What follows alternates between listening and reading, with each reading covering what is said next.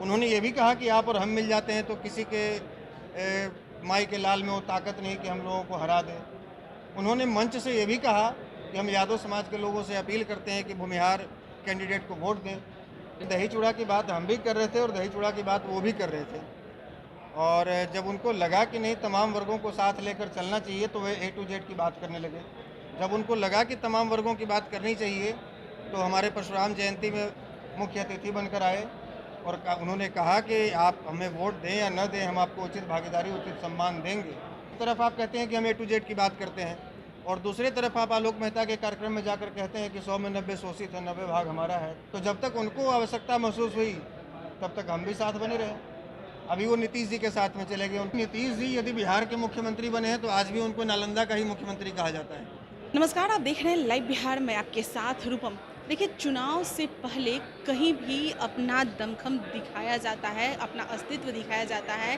कोई एक समाज है जो अपनी भीड़ को एकजुट करती है और फिर दिखाने की कोशिश करती है कि हम इतने लोग हैं और हमारा भी एक अस्तित्व है, हम किनके साथ जाएंगे। वो एक मजबूत बनाते हैं, अपने समाज में अपनी मजबूती बनाते हैं और उसके बाद चुनाव के समय पूरा झोंक देते हैं वह ताकत को। और ऐसे ही एक समाज आज फिर से एक बैठक कर रही है। और मैं आपको बता दूं, देखिए, भूमिहार ब्राह्मण एकता मंच फाउंडेशन की तरफ से राष्ट्रीय जन जन पार्टी जो है, इनकी अधिकारी बैठक हो रही है, पदाधिकारियों की बैठक हो रही है। और इनका कहना है कि ऐसे ऐसे कई पदाधिकारियों की ये बैठक करवा रहते हैं और उसमें एक नया जो सीट है वो उन्हें देते हैं और उसके बाद उन्हें ये बताते हैं कि कैसे कहाँ कैसे तैयारी करनी है उसको लेकर। चलिए, आशुतोष कुमार जो कि पार्टी के राष्ट्रीय अध्यक्ष हैं, उनसे बात करते हैं और जानने की कोशिश करते हैं कि यह जो भीड़ एकजुट वो किए हैं और भूमिहार ब्राह्मण यहाँ पर एकजुट हुआ है तो आखिर यह किनके तरफ है।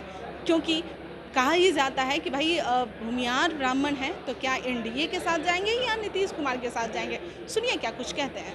राजनीतिक पार्टी का गठन हुआ है तो हर राजनीतिक पार्टी का उद्देश्य होता है कि हम चुनाव लड़वाएं, जीतें और जीत कर जाने के बाद जिस उद्देश्य से पार्टी का गठन हुआ है उस उद्देश्य की पूर्ति हो।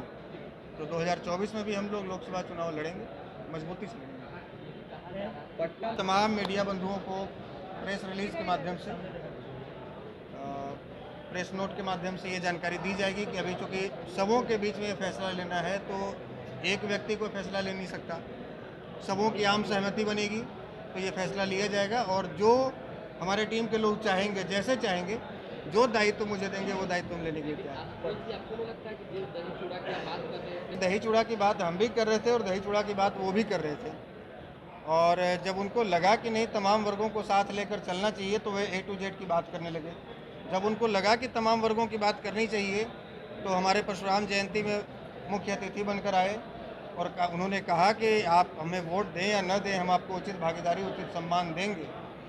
उन्होंने ये भी कहा कि आप और हम मिल जाते हैं तो किसी के माई के लाल में वो ताकत नहीं कि हम लोगों को हरा दें। उन्होंने मंच से ये भी कहा कि हम यादव समाज के लोगों से अपील करते हैं कि भूमिहार कैंडिडेट को वोट दें।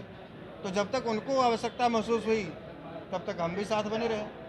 अभी वो नीतीश जी के साथ में चले गए, उनको आवश्यकता महसूस नहीं हो रही है तो हम भी अपना कोई और रास्ता अख्तियार करेंगे।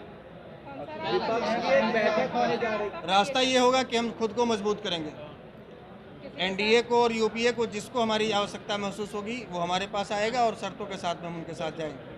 विपक्ष की बैठक को कैसे देख रहे हैं? शर्त हम लोग 2014 से ही लेकर चल रहे हैं और 2019 में जो पटना के गांधी मैदान में किए थे जिसमें लाखों की संख्या में लोग आए थे, हम लोगों ने 5 सूत्री मांग के साथ में वो कार्यक्रम किया था।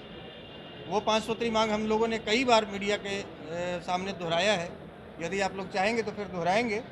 उनमें से कोई जरूरी नहीं कि हमारी पाँचों की पाँचों बातें मानी जाएं, लेकिन हाँ, मुख्य बात है जैसे 10% जो ईडब्ल्यूएस के तहत जो आरक्षण दिया गया है सवर्ण समाज के लोगों को, ये 10% बहुत कम है। इसके दायरे को बढ़ाया जाए। हम लोग शुरुआती दिनों से 25% की मांग कर रहे हैं और साथ ही साथ जो अन्य आरक्षित वर्गों को, ओबीसी को, एससी एसटी को, जैसे उम्र सीमा में, जैसे परीक्षा शुल्क में छूट दी जाती है, तो यहाँ भी यदि आप उन्हें रिजर्व कैटेगरी में डालें हैं ईडब्ल्यूएस वालों को, तो बाकी सुविधाएं मिलनी चाहिए जो अन्य रिजर्व कैटेगरी को मिलती हैं। लेकिन आपका सीधा मानना है तेजस्वी यादव अपनी बात हम तो नहीं कर रहे थे ना, जो कर रहे थे वही अपने वादे से मुकर रहे हैं।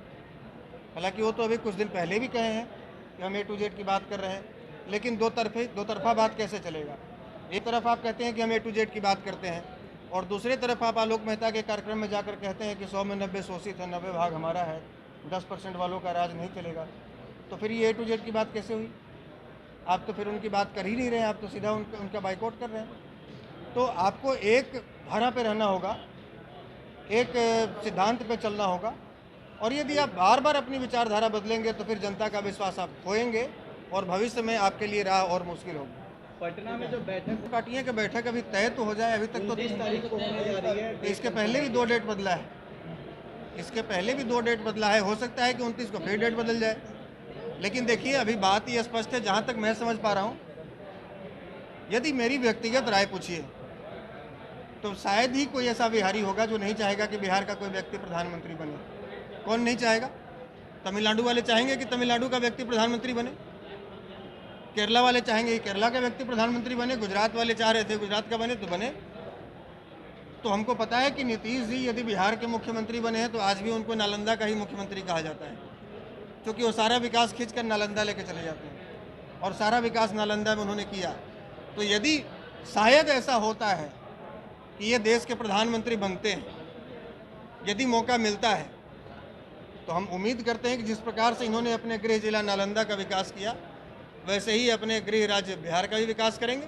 और जो खास करके जो इनका विशेष मुद्दा रहा है कि बिहार को स्पेशल स्टेटस का दर्जा दिया जाए, तो हम तो ये उम्मीद करेंगे कि जैसे ही आप ये प्रधानमंत्री बनेंगे, पहले कलम से ये स्पेशल स्टेटस का दर्जा बिहार को देंगे। मतलब घोषित होंगे। अभी कांग्रेस जो कर्नाटक में चुनाव जीती है, उसके बाद कांग्रेस का मनोबल काफ़ी बढ़ा है, और जिसके इतने सारे सांसद हैं, जिनके कई राज्यों में सरकार है, वो नहीं चाहेंगे कि 40 विधायक रखने वाला कोई नेता हम उसके नेतृत्व में चुनाव लड़े लोकसभा का। और इनके जैसे कई नेता हैं, जैसे केजरीवाल, अरविंद केजरीवाल जी की 2 राज्यों में सरकार है, और भी ममता बनर्जी अपने आप को इनसे कम बड़ी नेता नहीं समझती हैं। कई ऐसे लोग हैं, KCR नहीं समझते हैं, नवीन पटनायक समझने को तैयार नहीं है। तो ये विपक्षी जो एकता की मुहिम है बहुत टेढ़ी है, इतना आसान नहीं है। और यदि ऐसा होता है तो ये अच्छी बात है, क्योंकि देश में जितना मजबूत पक्ष होना जरूरी है उतना ही मजबूत विपक्ष होना जरूरी है। कोई ज़रूरी नहीं है कि ये प्रधानमंत्री बन ही जाए या विपक्ष वाले लोग आपस में मिलकर नरेंद्र मोदी को हराकर सरकार बना लें, लेकिन यदि सरकार नहीं भी बना पाते हैं तो कम से कम मजबूत विपक्ष होना बहुत ज़रूरी है, ताकि सरकार मनमाना फैसला न ले। ये जरूर देखिए, चुनाव आ रहा है, उसके बाद यह डिसाइड करेंगे कि NDA के साथ जाएंगे या महागठबंधन के। लेकिन जिस तरह से इनके बातों से लग रहा है कि महागठबंधन के साथ तो यह जाने वाले नहीं हैं, लेकिन इंतजार कीजिए, हो सके ये लोग NDA के साथ भी जाएं। अभी के लिए इतना ही। बन रहे हैं आप लाइव बिहार के साथ। धन्यवाद। लाइव बिहार YouTube पर सब्सक्राइब और Facebook पर लाइक जरूर करें।